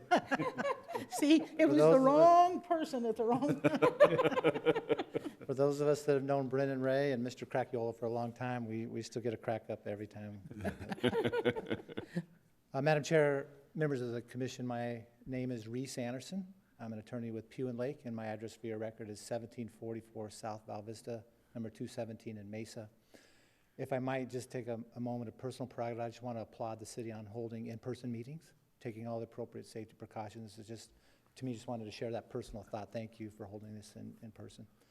And second, I was just inspired by the gentleman from, was a Korean War veteran. It's Yeah. impressive to see him here this evening and share his thoughts. Yep. Really inspiring. Yep. So you have spent quite a bit of time tonight on important cases. This one's no less important, but I think we can do this one very quickly. I don't need to go through this entire presentation, but this is the site. It's very small. You heard the history about it. It's been zoned commercial for a long time. And these are what it looks like today. Small little 3-foot pony wall along Meridian. It's a 6-foot wall around it. We did have a couple conversations with neighbors. We have no opposition here this evening, and I don't see any here. Although Sydney might submit a card just to punk me a little bit. I'm just teasing, of course. This is what it looks like from the street if you were to drive by, just a small building that's there today. Again, general plan, you can see there on the left side, the right side's really the legend, but designated commercial and general plan, zone commercial. So the question really is, when our client acquired this in 2018 and he figured out after the fact what the uses were on it, I think him, like all of us, would probably say, I own a commercially zoned piece of property. I'd like to have maximum flexibility. I'd like to have all the uses allowed under the B1 code. So we started that conversation with staff and we listened to their concerns. We thought we came up with a very good list of reasonable uses that balanced all those interests, and that's in front of you this evening, with the exception of one thing. So I would probably say that we agree on 99.9% of that list. And the request to you this evening is really quite simple. And so here's the current uses. So here's the list from the staff report that you have. I'll draw your attention to the one I highlighted in yellow. So this is the uses that require a conditional use permit. Used vehicle sales / service repairs. And we're actually not asking you to change that. We want you to leave it right there because, as Kelsey explained, and we agree, it's the service and repair, right? When Commissioner Heck read earlier the findings for a conditional use permit with the prior case, one of those things is, if I were to sum it up, is it compatible and not detrimental? That's how I always, in my simple mind, think about conditional use permits. So all we're really asking for is, again, leave that definition right there in CUPs. But in the allowed uses, again, in the list of allowed uses, we would just put used vehicle sales. And if you turn to that page in your staff report, I don't know exactly what page it is, Kelsey, and you might be able to help me. You can see that the very first use that's listed there, page what? 8. Page 8. The very first use there is new vehicle sales, service, repair. That's an allowed use, and we agree on that. So I would just ask the difference between new vehicle sales and used vehicle sales if there is no service and no repair. So that's the simple request that's before you tonight, the 0.1% of disagreement that we have. And we do so hopefully respectfully with the staff who've done a great job in helping us with this case. Commissioner Uli had a question. Did I pronounce your name right, ma'am? You did indeed. Thank you. Thank you. Yep.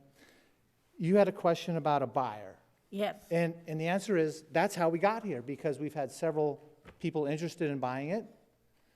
And one of those people did their due diligence and came down here and found the zoning ordinance and said, I'm canceling the deal because I can't put, in their mind, a reasonable use. So that's what started the conversation. And that was in late 2019, and then we approached the staff in early 2020. Our client, again, I think I mentioned, but if not, acquired it in 2018. So that answer, we've also had lots of people, a handful, half dozen, who have wanted to rent it, but have been unable to just because the uses that they're interested in. While now on the allowed list, they're not able to do it because of the restricted list that's there from the prior zoning cases. Does that answer that question? So you haven't found a buyer yet? There's not one today because the uses are so limited. So again, the broader request is, let's agree on a palette of reasonable uses for this site, given its size and location, et cetera. Our secondary request is, please agree with this just to have used vehicle sales only, without service and repair, if that makes sense. You're saying just used vehicle sales? Sales, correct. Period. Right. Because, of course, now, used vehicle sales with repair and service would still be allowed, subject to us bringing a conditional use permit case to you, and of course the staff weighing in to say, you're going to have service bays here? Are the bay doors orientated the right way? Is there a sufficient buffer? What are you doing for noise mitigation, et cetera? Those things would be reviewed as part of that CUP case. But if it was just used vehicle sales, again, I agree that not all used cars are created equal, but what's the difference between a new vehicle sale and a used vehicle sale? I can't see a big distinction other than the year of the vehicle in that context.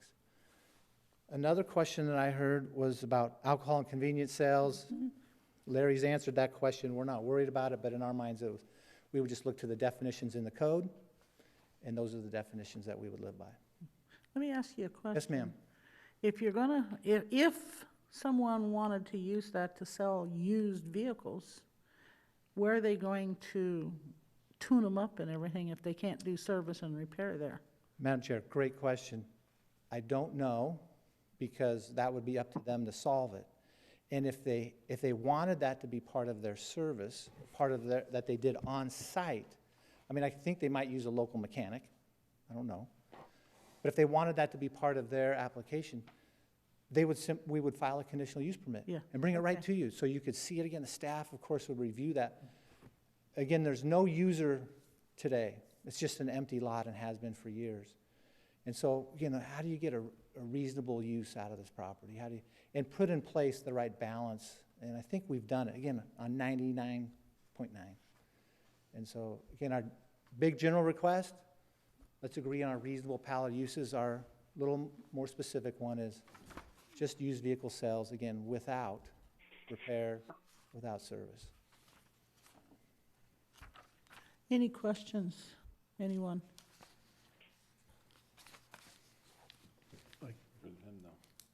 Madam Chair, Yes.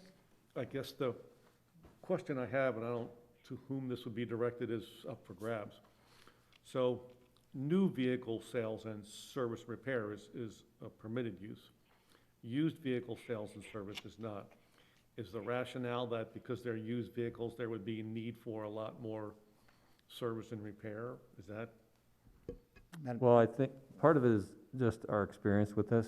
In other cases, if you go right up Meridian, There's another place right up there, and it's a very tiny lot, and the employees seem to be parking across the street, and we think one of the neighbors seems to be housing cars now. So, I mean, if it was, used vehicle sales, like it's done right, like we have along the trail, but even then, I mean, just the service and repair is just with the neighbors there. So if someone wants to sell cars, they may detail them, so they wash them someplace at the new Superstar Car Wash. And then they might bring them back and detail them, and then they can sell them. But the idea that they're gonna change a transmission or something and then put it on the market, that would need a CUP. Yeah. Okay. But if we did add used vehicle sales, that's Strictly sales. just strictly sales. Just strictly sales. They can't do anything else there. What can you do to a vehicle? Can you wash it there on the lot, whether Some it's do. used or new? No, used. No? Used Can't- cars, yeah, some do. I don't know that it's practical at this site, Okay, because they would probably have to create an area, something Right. like that. But again, that would be part of auto detailing, which you'd expect for used car sales, but not what we would call service or repair, where again, they are doing oil changes, and again, they would have to take that to a local mechanic. is there any way specific wording to say used vehicle sales means strictly nothing but used car sales?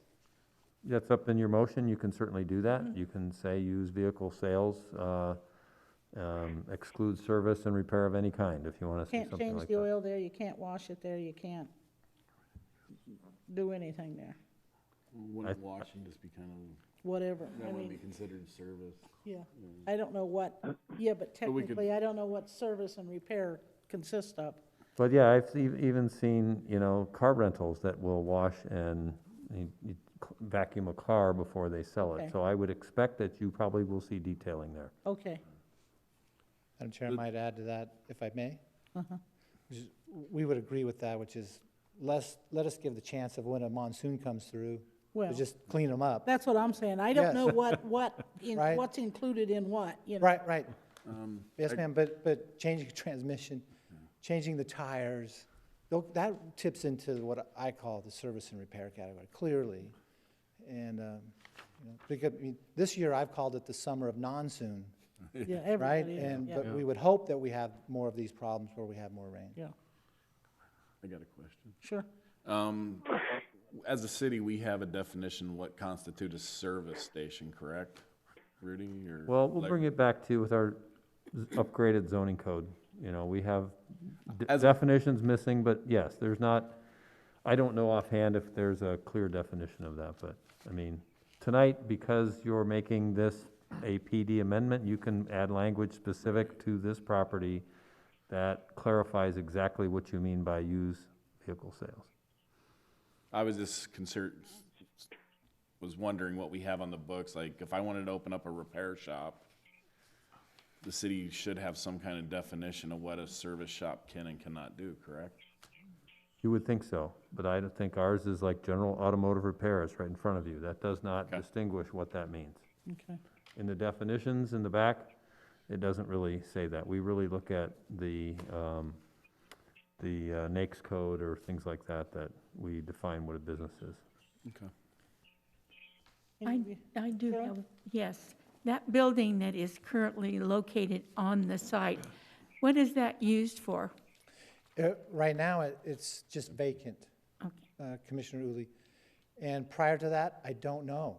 I mean, the history on this case is, Kelsey went through's been a bit long, and nothing's really ever materialized over the, how many years we now are, 25 years? That used to be a beauty parlor, or they wanted It was to? a beauty parlor, it was a little real estate office, it was like a, Yeah. I want to say like an accounting office, There's mostly been- office uses throughout the years. Yeah, I remember the beauty parlor. Yeah, your knowledge of it's much better than mine. Yeah. I would just add to that if someone wanted to change that, expand it, put a new one, they would apply for all the appropriate permits, follow all the rules that the city has applicable to this property. Well, if a buyer bought it, they could demolish that and completely redo the site. Yes, ma'am, they absolutely could. Okay. Yep, yep. Is there any issues with that? I'm thinking, Well, I'm trying to think if through the my building mind. was demoed and the site was redeveloped, they would need to bring it up to Yeah. a current Yeah, commercial the standard. current, and get the On-site permits and, retention, landscaping, paved parking, the whole shebang. Absolutely, which is one reason we're here, just to expand those uses so that that's even a possibility. Rudy, question, I don't remember reading, and I think I skimmed over this one, sorry. What does it say about landscaping? Well, there was, in one of the previous approvals, New plantings the along Meridian? property owner was required to do landscaping along Meridian. If you look on the aerial, there is still a couple of shrubs and, I don't know, a couple of plants still present. But Kelsey, I believe we are asking that the applicant restore the landscaping? Yes, ma'am. Yeah, it says that all required trees shall be 24-inch box and required shrubs, so we're asking them So to it's like 3 trees and, clean it up, Yes, yeah, beautify it. a few shrubs. Absolutely. Yes, ma'am. Okay, there's no disagreement from the applicant, Madam Chair. okay. Any other, Mike, do you have any questions? No, I do not, thank you. Okay, anybody else? Okay, thank you. Thank you. Any public out there? I think they left us. I'll close the public portion of the hearing.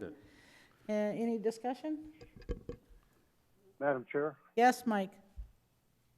a couple of things about, and I know we've been beating this horse on these vehicles, but the neighborhood is not really made up.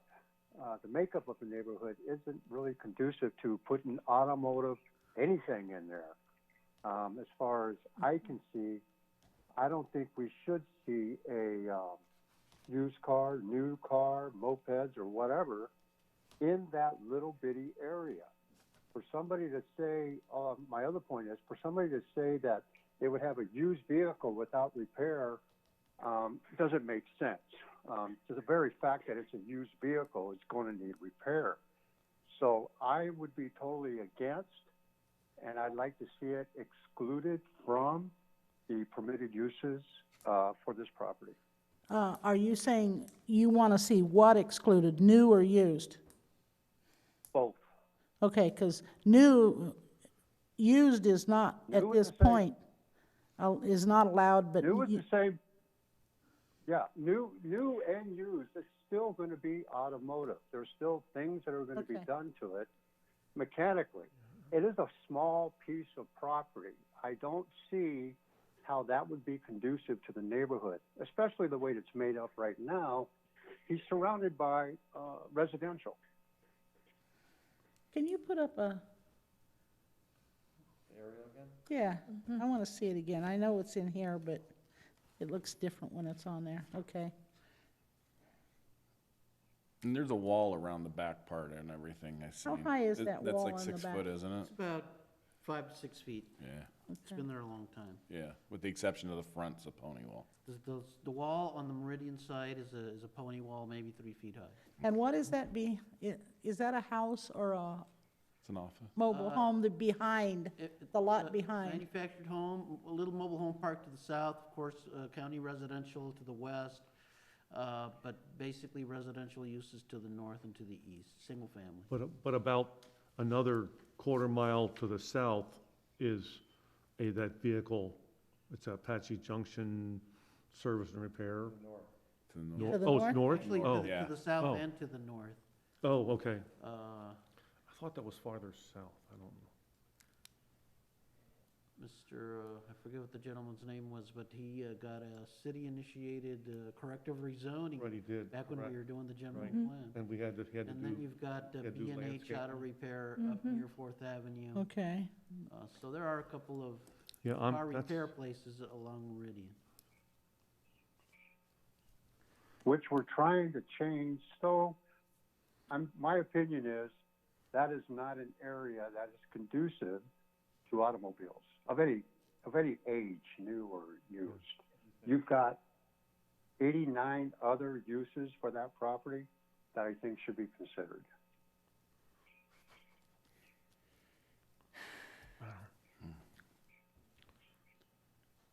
And that's all I got to say about that. thanks, Forrest. And you're sticking to it. And Now, Madam Chair.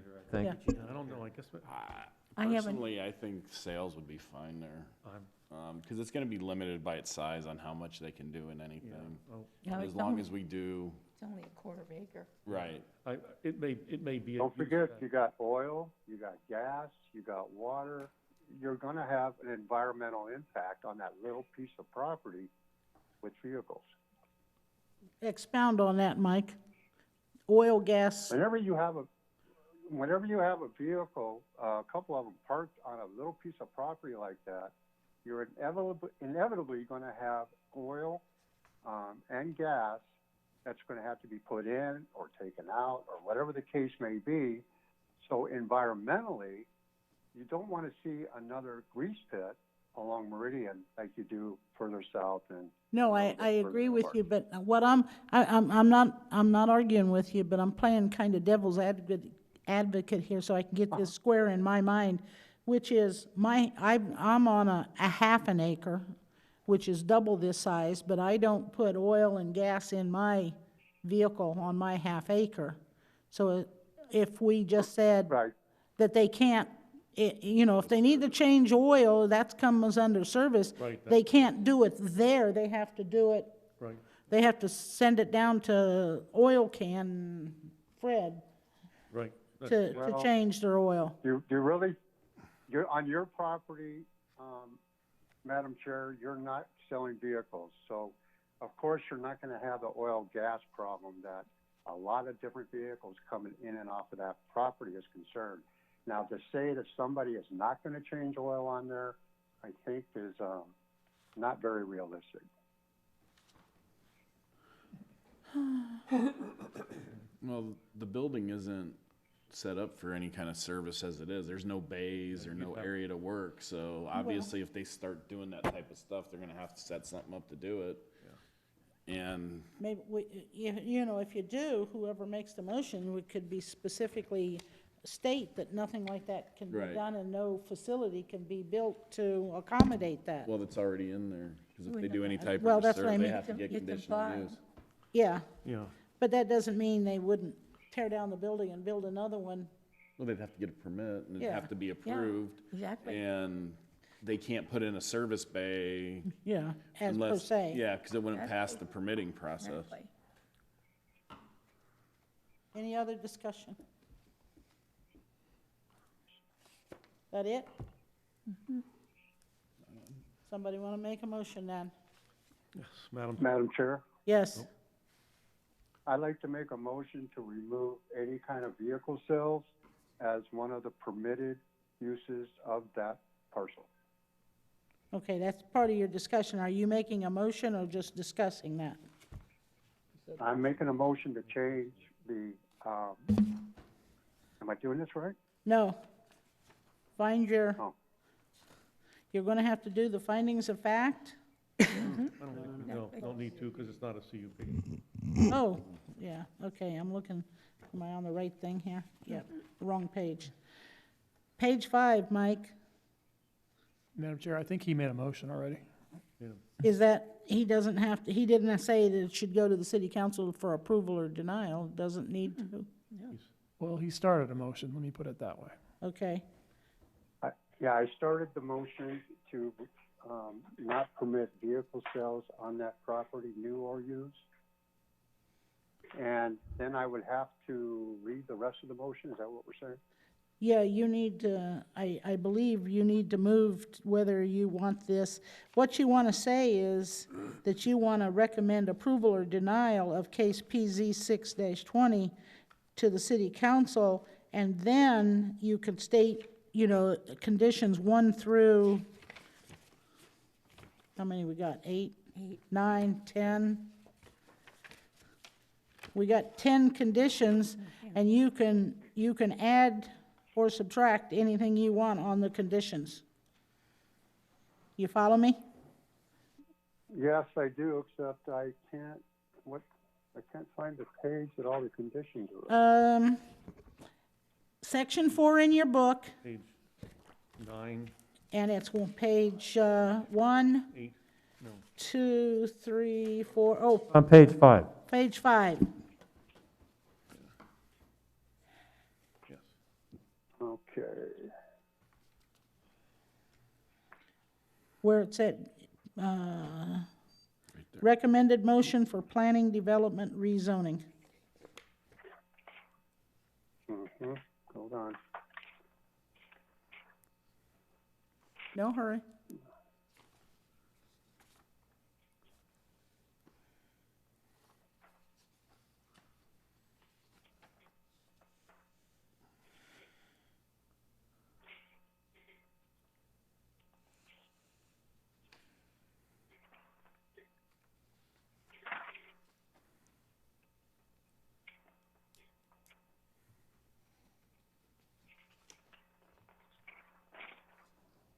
Well, hell, I just can't find it. Okay, Ted, is his book just like mine? Okay, red tab 4, Mike. Oh, I don't have red tabs, anything. I got a black and white paper copy. Okay, do you have, go to the first page, which is the item, the PZ-6-20 item.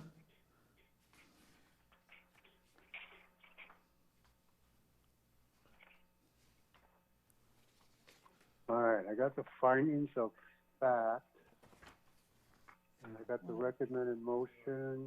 Wait a minute. That's the CUP. That's the prior. No, see, that's just it. That's why I said that. See, it's got a findings of fact in there on page 4. Right here, you've got. But it's not a CUP. No, I know. Oh, okay. So is that on page 4, Mike, where you said the findings of fact? Okay, I got it. Okay, and then the next page, page 5. Okay, I got it. All right. So I move that the Planning and Zoning Commission recommend to the Apache Junction City Council the approval of case PZ 620, a plan development major amendment request by Reese Anderson, John Gillespie of Pew and Lake PLC to amend the plan development of 0.27 acres in order to expand the uses allowed located south of southeast corner of Broadway Avenue and Meridian Drive, subject to the following conditions. You don't have to read Now, all of those. Right, so when I add my condition, it's going to be condition number 11, correct? Yes. Correct.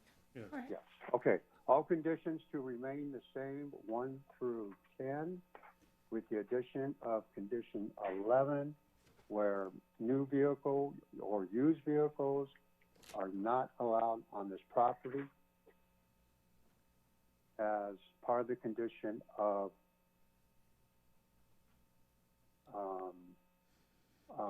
permitted use by right. Okay, we have a motion. Do we have a second?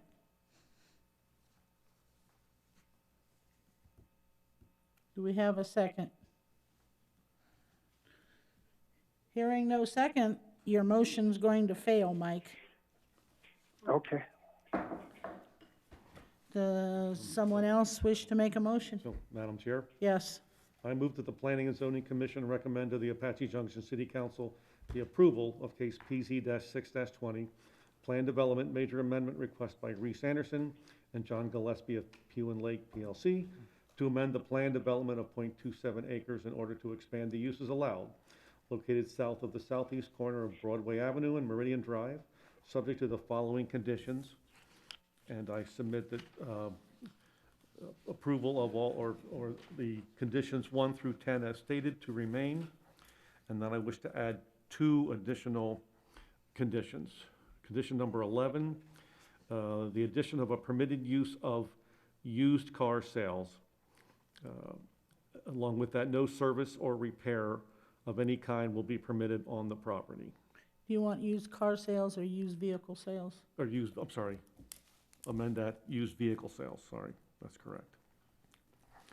And then, condition number 12, the current permitted use subject to a conditional use permit will be amended to read vehicle service/repair. What was that? It's already in there. But it's not, but it was used vehicle sales, service repair. I would think we would have to, Wouldn't it just stay the same, because they want to do both? Yeah. well, yeah, I guess it would, I mean, it would, okay, all right, strike number 12. Just gonna, then we'll just go with the 10 stated conditions in the staff report dated September 8th, and then condition number 11 of the addition of a permitted use of used vehicle sales. No service/repair of any kind will be permitted on the property. We have a motion. Do we have a second? I second. We have a motion and a second. Roll call vote. Commissioner Uli, Yes. Commissioner Hanchey, Yes. Vice Chair Heck, Yes. Commissioner McGraw, Nay. Chairwoman Nesser. Yes. The motion passes 4-1, Madam Chair. This will go on to the City Council with your recommendation of approval. And just to clarify, Madam Chair, it's all 10 conditions except that you propose to allow used vehicle sales outright, but used vehicle sales with service and repair by CUP. By CUP. That is correct. That was my motion, yes. Yes. Okay. Number 7, old business, anything? New business? Anything? Information and reports? Anybody have anything exciting to report? Nothing? No, Madam Chair. Director's report? I think we'll skip it tonight. I really We'll don't have anything anyway, so. Okay. Selection of meeting dates, times, location, and purpose? Madam Chair? I move that the Planning and Zoning Commission hold a regular meeting on September 22nd, 2020 at 7 p.m. in the City Council chambers located at 300 East Superstition Boulevard. We have a motion. Do we have a second? I second. We have a motion, a second. Roll call vote, please. Commissioner Hanchey, Yes. Vice Chair Heck, Yes. Commissioner McGraw, Yes. Chairwoman Nesser. Yes. Commissioner Uli. Yes. So moved, Madam Chair. And if I hear no objections, I will adjourn this this meeting at 9:10 p.m.